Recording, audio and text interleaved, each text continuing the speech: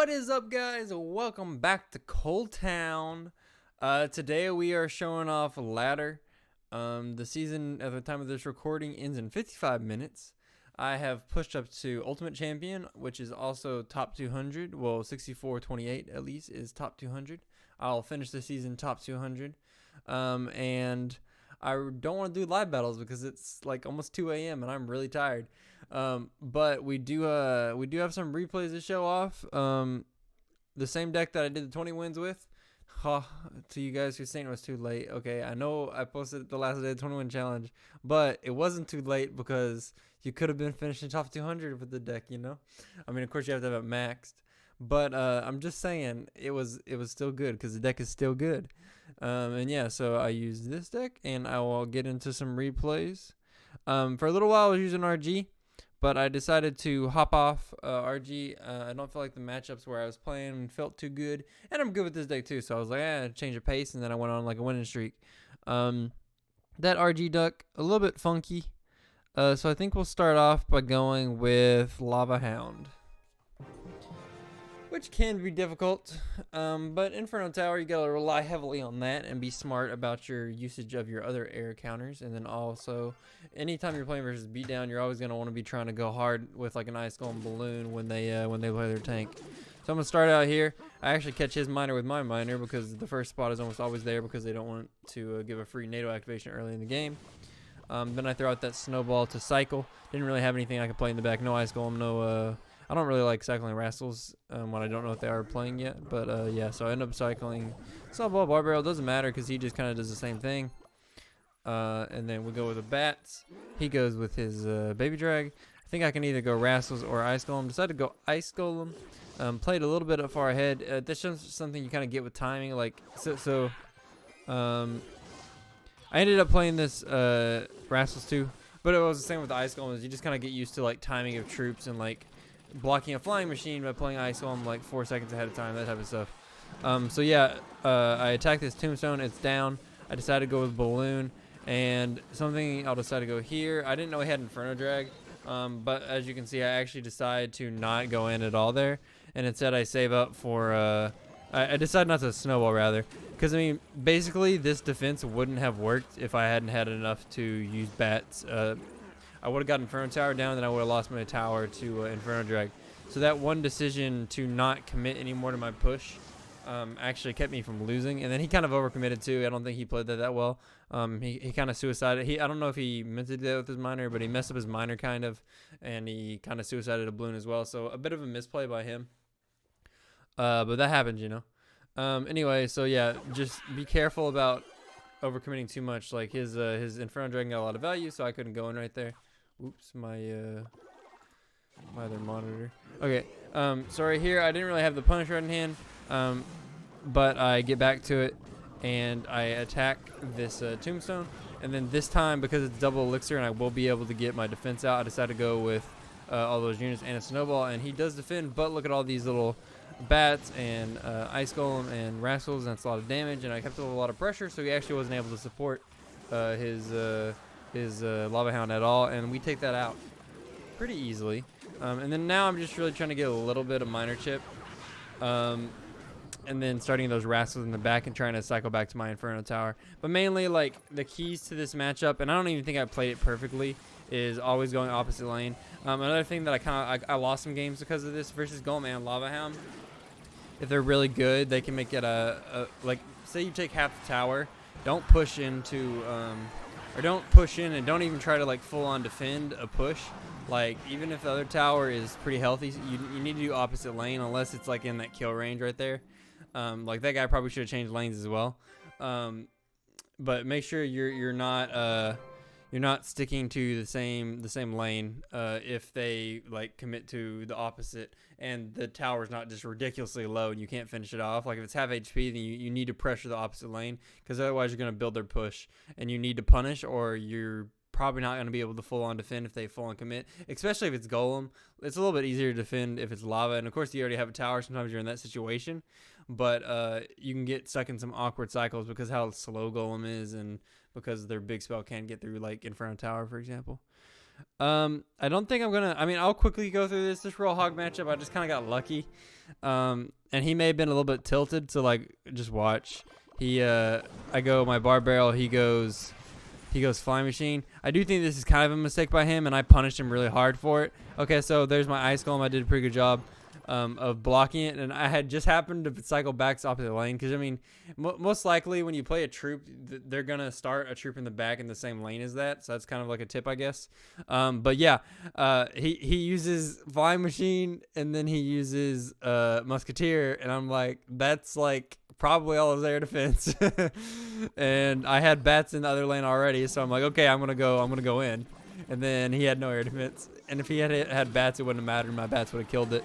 And so he goes all in with his Royal Hog push. So what I do is I throw a bar barrel on top of it, and then I snowball it backwards, and then I'm able to bat his musketeer, and I just defend the rest of the game. But yeah, don't cycle. I just happen to have a deck that punishes air defense, but that's one of the things you need to keep in mind when you're playing a deck. If you're in his situation there, you gotta be careful about cycling air defenses, especially if it's like your two heavy ones. Bats are okay to cycle, but yeah, so I immediately punished that. So kind of unlucky for him. I don't want to talk about this game. I had it won, and he blocked my Inferno Tower with barbarians, and I don't want to talk about it because I would have won, and it was a sad time. Okay, all right. So we'll finish off with Goldman in the mirror match. So how we're gonna do this? So actually, just to quickly talk about the lava clone matchup, you always want to punish with ice golem balloon. Only ice golem balloon. Any more can be an overcommit, and minor isn't good enough. So you need to go ice golem balloon when he lavas. Always try to make that happen. And then you're gonna want to Inferno Tower high versus lava clone to get it popped before he clones a huge push. And then you in late game, if you have to like full on defend against lava clone, you start your rascals. You start your rascals in the back and Inferno Tower and cycle to another rascals. That's how you play versus lava clone. Okay. So yeah, he went heavy on air defenses, and I try to punish there. I do get some value on my bomb, and here you can see I'm not trying to defend this because I don't want him to get a huge elixir lead. I already kind of made the mistake of obviously punishing when he. I mean, sometimes you can punish when they don't play golem or their tank. If they like waste a bunch of air defenses, which is what I try to do there. But you get into a sticky situation where. If you do that and you don't get a lot of damage and you get behind, he's going to golem. You're going to be screwed on his push. So thankfully I was able to not overcommit necessarily.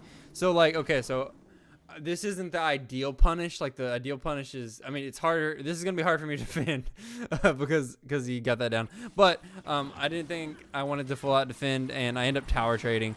Right about this point, I'm like, if I Inferno Tower, it's just going to die. If I Inferno Tower, he's going to lightning. I'm going to lose my tower anyway. So I might as well just defend 3 crown, and then I'm getting some King Tower damage in the meantime. I think I messed this up a little bit. That could maybe been a little bit cleaner. Yeah, because I think the Night Witch was being targeted by the other tower and ended up surviving with like 1 HP. Anyway, though, it wasn't awful. But yeah, you want to try to punish when they play their golem. That's the ideal thing, right? Like you ice golem balloon, maybe even ice golem balloon minor, depending on what they do. Or ice golem balloon, like if the E was on top of it, then you can bar barrel it. Various combinations depending on how much they commit or what their cards they have in hand. But and now I'm trying to go opposite lane. I went with Rascals there to try to kill that. I don't know if I should have done that or not. Bats plus snowball would have been preferred, but I don't think I had bats in hand. Anyway, I kite this across to try to keep from taking too much King Tower damage. And basically, like I said, you can't really commit to one side versus Golem. So, like, he drops his Night Witch, right? That's smart. He's trying to drop Night Witch and then Golem in front of it. But so instead of not letting him, so, like, it'd be easier if he Golem, right? Because then he has less elixir. So I get a hit there. That was a pretty good Golem by him. But thankfully, that balloon got its second hit with, like, 0 HP and able to take it out. So, I mean, basically, like, even if they Night Witch, it is an air defense that gets out of cycle. You basically have to try to punch it anyway. Night Witch is definitely harder than when they have like Prince. That's not necessarily true because Prince is annoying because you don't have amazing Prince counters in this deck. But it's more annoying when they have something they can start and then Golem in front of it. Prince can't really do that so much because it's so fast. It's more annoying when they have something that they like Night Witch and then they can Golem in front of it. Or if you commit to the other side, they don't have to commit their Golem. He decided to, which actually made him lose, but he thought he would be able to defend with only 1 hit. So I mean, really, the big thing with that matchup is trying to punch when they go them. And if you can't, try to space out well, get Inferno Tower value. I didn't really do it in that matchup. Sometimes you defend more, obviously. And then try to, if they have a lot of pressure on the other lane, like even though they Night Witch, they're planning on going in front of it, which is smart by him. So try to pressure a little bit, even if it's not necessarily the balloon. Yeah. So anyway, finally, we're going to move on to the mirror match, which you may play a lot because the deck is really popular right now. I've pretty much found out the keys to winning this. And I didn't execute perfectly at the beginning of this match, but you can really see the strategy coming through in the second half. So basically your perfect push, you don't want to overcommit this matchup, but you want to be aggressive. The first key is try to save, like you can split like an Ice Golem and then like a Rascal Girl behind the Ice Golem and the boy and a girl behind. Like that's a decent little like coverage on both sides. You have a girl on both sides. But ideally you want to be saving your Rascals for balloons because it allows you to get much more aggressive. And also you want their Rascals to be out of rotation when you balloon, which makes sense, right? Because I just said you want to save it. And it's a mirror match. Anyway, right here I end up using it same lane. The other thing is if you do play your Rascals in the back, you want their Rascals to be coming across the bridge first because then you can get a lot of bar barrel value. Right here, he defends, so I know I can go and throw down the bats. He's kind of worried about my Rascals. If he had gone in really aggressive, I don't think it would have mattered. I don't know if I like this miner by me. Anyway, so the other thing is like you want the Rascals to be out of hand, and your ideal push is always going to be Ice Golem on like the far side of the bridge, and then Balloon behind the change, and then Bats in the middle, and then Miner on where you think he's going to Inferno Tower. That push, if they don't have Rascals in hand, will almost always get through unless they like know you're going to do it. And if it's the first time you do it, it almost always gets through. As you can see, sometimes even if they're Rascals, it gets through. That push is just like almost always going to get through in this mirror match. And the other thing is obviously the only time it doesn't get through is if you have Rascals and if you have like an Elixir Lead or something. So anyway, right here, I do have my Rascals for defense and I have my Inferno Tower. And a lot of matchups, and to close out this matchup, it can be important. So what Roll a Pour on here, which is also a Ponos Pro, he's a really good player. He plays in Asia in CRL. So a lot of the times before I continue here, I'm about to do that push I was talking about. I had to play Balloon first. Sometimes you want to play Ice Golem first. Doesn't really matter. I played it one tile extra far back, so I had time. In this matchup, when they what was I gonna say? So a lot of times you're gonna want. So another way to think about this deck isn't necessarily just you want balloon connections, especially versus like a more control oriented deck and a less like beatdown or mirror match. You want sometimes like they have so many balloon counters that you're actually gonna get your damage through pressuring them with a balloon and then minering behind the tower, and then your miner, they're gonna be so busy dealing with a balloon, the miner's gonna be chipping the entire time and it's gonna get like 700 damage if they leave it alone. Which his kind of did just there. But in this matchup, there's like a pretty surefire way of getting through. So I think it's better to, usually it's not better to miner defense, but in this matchup specifically, because they don't have a ton of like hard air defense outside the Inferno Tower, I find that it's better to go in for these pushes, except for if you only need a little damage to end the game, then you can pressure and miner in the back to get damage. But I feel like going for damage isn't necessary in this matchup specifically in the mirror because you can actually just take their entire tower. So anyway, you're going to see it come into action here. I did have a slight elixir lead, and his bats were out of cycle. That's another thing is like a lot of times in doing that push I told you about, you're going to end up snowballing the bats. But bats are out of cycle, so it's almost like it's more important to have Rascals in hand, but he also didn't have Elixir to play both of them right away.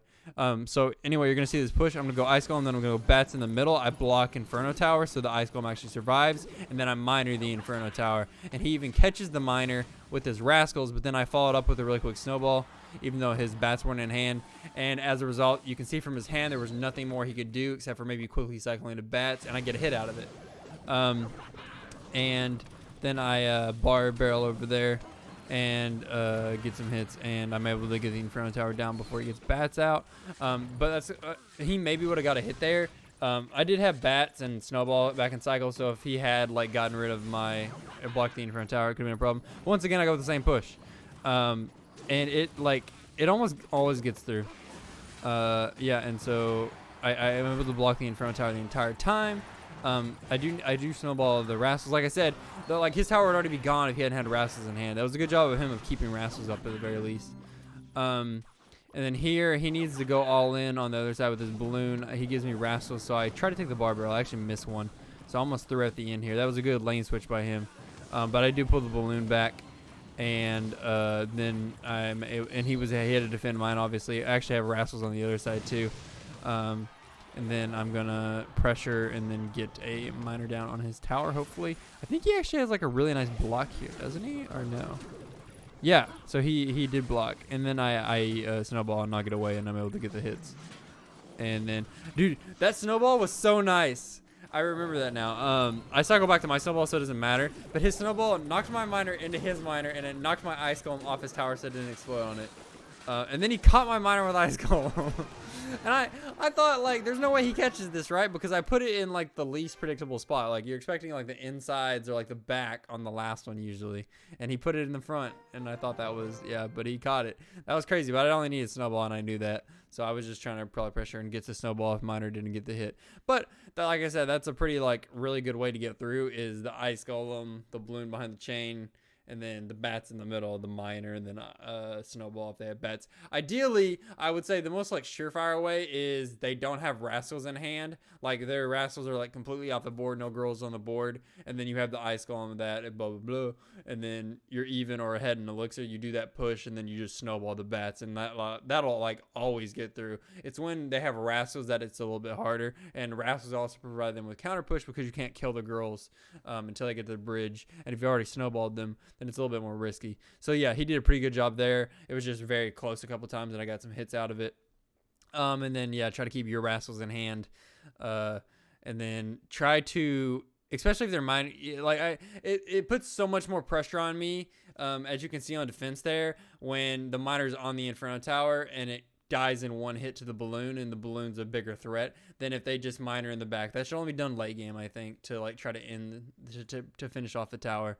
So yeah, like I said, in this specific matchup, it's usually better to attack the Inferno Tower, because they don't really have anything else. All right, that's gonna be it for this video.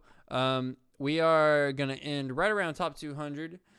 Push with this deck. I only pushed the last day of season. I was 6100 until like 5 hours ago or whatever, or 6 hours ago. So I had a pretty good push, plus 350 trophies or whatever. Thank you guys for watching. Try to explain the matchups that I had. I hope you enjoyed it. Like, subscribe, comment if you'd like to see more in the future. And I will see you guys next time. Peace.